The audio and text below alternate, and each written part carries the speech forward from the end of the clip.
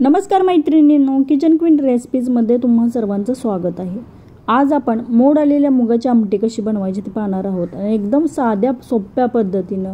काहीतरी साधं जेवण खाण्याची इच्छा झाली असेल किंवा कधी कंटाळा आला तर वाटतं की एकच भाजी बनवावी आणि पोळी बनवून रिकाम व्हावं, अशा वेळेला तुम्ही अशी मोड आलेल्या मुगाची आमटी करू शकता। कोणतेही वाटणातले मसाले घालण्याची गरज नाही, एकदम बनवायला सोपं असणारं आणि चवीला पण ते अप्रतिम लागावं किंवा वाटणातले अति जास्त मसालेदार कधी खाण्याची इच्छा नसते त्यावेळी ही भाजी एक नंबर प्रत्येकाला आवडेल अशी ही मोड आलेल्या मुगाची भाजी आहे। आणि ती मी मातीच्या भांड्यात बनवलेली आहे। तुम्ही एकदा मातीचं भांडं जर तुमच्याकडे असेल तर तुम्ही एकदा मातीच्या भांड्यात बनवून बघा। मातीच्या भांड्यात बनवलेल्या भाज्या चवीला अप्रतिम लागतात।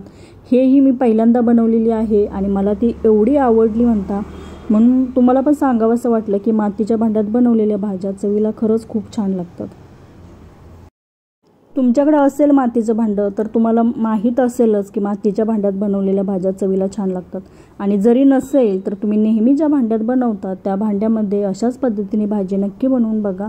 मी पण पहिल्यांदाच बनवलेली आणि मला एवढी त्याची चव आवडलेली, घरातील सर्वांना या भांड्यात जी बनवलेली भाजी आवडली होती, त्यामुळे मला तुम्हाला सांगावंसं वाटलं की मातीची भांडी नक्की वापरून पहा। मातीच्या भांड्यामध्ये 2 चमचे तेल घातलेलं आहे। तेल छान असं गरम झाल्यानंतर त्यामध्ये अर्धा चमचा मोहरी घातली। मोहरी छान अशी तडतडल्यानंतर अर्धा चमचा त्यामध्ये जिरे घातले आणि 5 ते 7 कढीपत्त्याची पानं घातली। कढीपत्त्याची पानं घातल्यानंतर थोडंसं मिक्स करून परतून असं घेतलेलं आहे। कढीपत्ता थोडासा त्यामध्ये तडतडल्यानंतर 4 ते 5 लसणाच्या पाकळ्या थोड्याशा मोठ्या कुटून घेतलेल्या आहेत, ते आपल्याला तेलामध्ये परतून घ्यायचे आहेत। एक कांदा बारीक कट करून घेतलेला आहे, तोही आपल्याला तेलामध्ये छान असा परतून घ्यायचा आहे।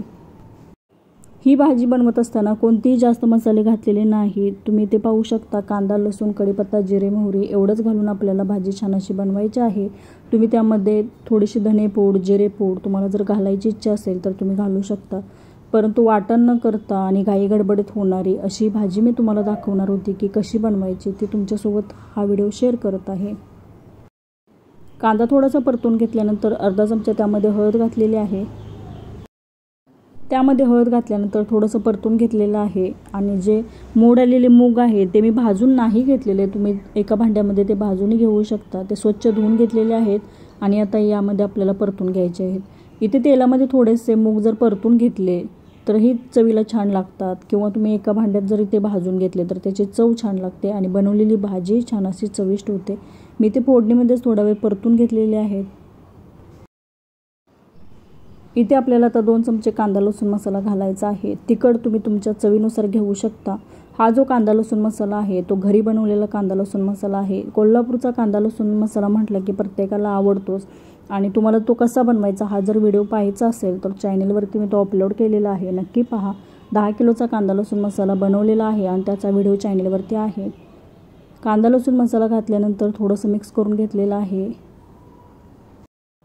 आता इथे जे मूग आहे ते छान असे भाजलेले आहे, त्यामुळे चवीनुसार त्यामध्ये मीठ घातलेलं आहे आणि आता आपल्याला त्यामध्ये पाणी घालायचं आहे। पाणी मग तुम्ही तुमच्या आवडीनुसार घेऊ शकता। तुम्हाला सुकी भाजी बनवायची असेल तर त्यामध्ये त्या प्रमाणात तुम्ही पाणी घाला आणि रश्श्याची जर भाजी बनवायची असेल म्हणजे तुम्हाला आमटी जर बनवायची असेल तर त्यामध्ये 2 ग्लास पाणी घालायचं आहे। इथे मी 2 ग्लास त्यामध्ये पाणी घातलेलं आहे। पाणी घातल्यानंतर एक उकळी येऊ द्यायची आहे। त्यामध्ये भाजलेल्या शेंगदाण्याचा कूट आणि स्वच्छ धुवून बारीक कट करून घेतलेली कोथिंबीर घातलेली आहे। तुम्ही ते पाहू शकता, भाजीला छान अशी उकळी आलेली आहे आणि आता आपल्याला मंद गॅसवरती भाजी छान अशी शिजू द्यायची आहे। आणि शक्यतो भाजी थोडीशी कच्ची आहे तोपर्यंतच तुम्ही जर गॅस बंद केला तर मातीचं भांडं तापलेलं असतं आणि त्यामध्ये भाजी शिजली जाते। आणि मोड आलेले मूग आहेत, ही भाजी शिजण्यासाठी जास्त वेळ लागत नाही, एक 2 ते 3 मिनिटासाठी भाजी शिजू द्यायची आहे। नंतर आपल्याला गॅस बंद करायचा आहे, कारण भांडं गरम झालेलं असतं आणि त्या वाफेनंच ही भाजी छान अशी शिजली जाते। 2 ते 3 मिनिटं तुम्ही फक्त गॅसवरती भाजी शिजू द्या, नंतर गॅस बंद करा आणि झाकण ठेवून ही भाजी आपोआप छान अशी त्या वाफेनं शिजली जाते। कधी कंटाळा आला असेल किंवा साधं जेवण जर जेवायचं असेल, जास्त मसालेदार काहीही खायची इच्छा नसेल आणि एकच जर भाजी बनवून ती चपातीबरोबर किंवा भाताबरोबर भाकरीबरोबर खायची असेल तर अशा पद्धतीने भाजी नक्की बनवून बघा, चवीला खूप छान लागते। इथे भाजी छान अशी शिजलेली आणि मी गॅस बंद केलेला, झाकण ठेवून भाजी 5 मिनिटं तशीच ठेवू दिलेली आहे। तुम्ही ते पाहू शकता भाजी इथे शिजण्याचं काम चालू आहे. मी खाली गॅस बंद केलेला आहे तरीसुद्धा भाजी शिजते, कारण मातीचं भांडं खूप गरम झालेलं असतं त्यामुळे भाजी थोडीशी कच्ची आहे. तोपर्यंत तुम्ही जर गॅस बंद केला तर भाजी छान अशी शिजली जाते. ही रेसिपी कशी वाटली मला कमेंट करून नक्की सांगा. चॅनलवरती नवीन असाल तर असेच नवनवीन व्हिडिओ पाहण्यासाठी किचन क्वीन रेसिपीज या चॅनलला नक्की सबस्क्राईब करा. व्हिडिओ पाहिल्याबद्दल धन्यवाद.